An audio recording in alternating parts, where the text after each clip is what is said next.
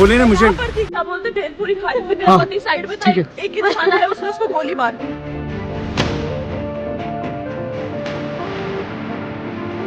जो ये सब है प्रेशर, आप टेंशन मत लो। मेरे बेटे का बच्चा लो। हम बचा देगा, कोई बात नहीं। बैठ जम्मू काश्मीरच्या पहलगाम येथे झालेल्या हल्ल्यामुळे भारतामध्ये संतापाची लाट आहे. अगोदर नाव विचारलं, आयडी पाहिले आणि धडाधड गोळ्या झाडल्या. पोलिसांच्या वेशात आलेल्या या दहशतवाद्यांनी पर्यटकांवर बेछूट गोळीबार केला.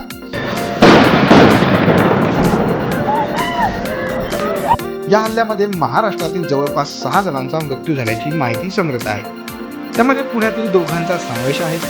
संतोष जगदाळे आणि कौस्तुभ गणगोटे अशी या दोघांची नावं आहेत. मित्रासोबत ते फिरण्यासाठी काश्मीरला गेले होते, पण त्यांची ही ट्रिप अखेरची ठरली. या हल्ल्यानंतर पुण्यात जगदाळे कुटुंबियांनी भावनिक प्रतिक्रिया दिली. माझं नाव जमुना गोविंद जगदाळे. जे पहलगामचं जे झालं त्यात माझे लहान दीर संतोष जगदाळे आणि त्यांची बायको आणि मुलगी होती.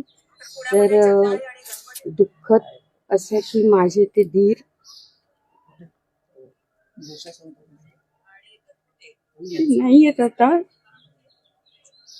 पण माझी मुलगी आणि जाऊ ठीक आहेत. तुम्हाला काही माहिती देण्यात आली मध्ये काय कोणी आर्मी किंवा कोणी पोलिसांकडून वगैरे असं काही आलं? पार्थिव कधीपर्यंत आणलं जाणार आहे त्याबद्दल काय माहिती? साधारण संध्याकाळी वगैरे आणणार आहे आणि संध्याकाळी म्हणजे तसं फडणवीस सरांनी सांगितलं की लवकर झालं तर आम्ही पाठवण्याचा प्रयत्न करतोय तुमच्या फॅमिलीला, पण अजून प्रोसिजर त्यांची होत असेल, त्यामुळे कदाचित संध्याकाळी लगभग 5-6 वाजेपर्यंत कदाचित पार्थिव आहे. तुम्हाला जी माहिती दिली गेली आहे त्यात नेमकं काय सांगितलं? किती जखमी आहे, कोण सुरक्षित आहे, सध्या काय तिकडे परिस्थिती आहे? नाही, माझे दीर तर नाहीच आहेत त्यांना, सदस्य पण त्यांची बायको आणि मुलगी सेफ आहेत.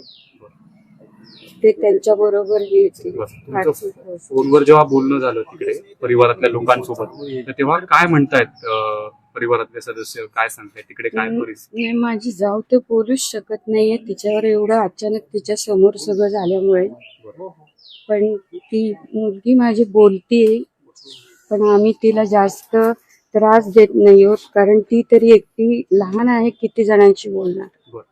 किती तारखेला हे गेले होते आणि साधारण किती दिवस त्यांना तिकडे जाऊन झाले? आज 3रा दिवस आहे. ते गेले होते. तुमचं शेवट त्यांच्याशी कधी बोलणं झालं होतं का? ते जाण्यापूर्वी मला काही भेटले नाहीत खरं, पण आता एकाच घरी राहतो तर तसं भेटणं होतं. त्यांची पार्श्वभूमी काय नेमकी, व्यावसायिक काय करत होते? आसावरी MBA झाली आहे आणि ते माझे दीर LIC एजंट आहेत आणि पर्सनल त्यांचा बिझनेसही करतात. नाही, ते घरून करतात. सोशल मीडियाच्या भाऊ गर्दीत विश्वासार्हतेने चकाकणारे नाव म्हणजे लेट्सअप मराठी. सगळ्यांना, सगळ्या नागरिकांना ती स्पीच, ती लेट्सअप वरील मुलाखती म्हणजे विचारांचा खजिना. त्यानंतरच्या निवडणुकीमध्ये मला सोडून गेले. बातम्या केवळ वस्तुस्थिती सांगणाऱ्या, न प्रोपगंडा, फक्त जनतेचा अजेंडा.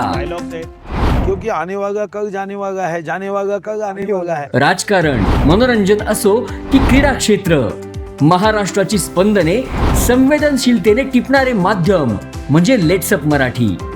जगासोबत एक पाऊल पुढे राहण्यासाठी लेट्सअपचे ॲप, सोशल मीडिया आणि वेबसाईट सोबत कनेक्टेड रहा.